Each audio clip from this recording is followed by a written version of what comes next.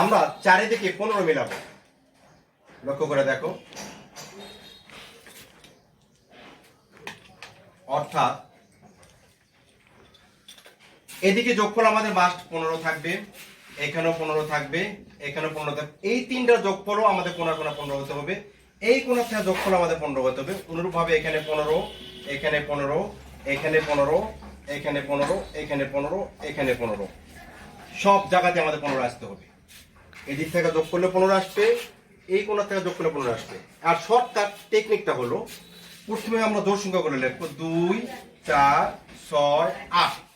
2, 4, 6, 8। দেখো 8, 6, 14, আর 1 যোগ করলে কত হলো? এদিকে 15, 8 দিয়ে 10, 5 যোগ করো 15, 5, 4 যোগ করো 9, 9 6 15, 6 দিয়ে 8, 7 15, 7 5 কত 12, 12 আর 3 যোগ করলে কত হলো?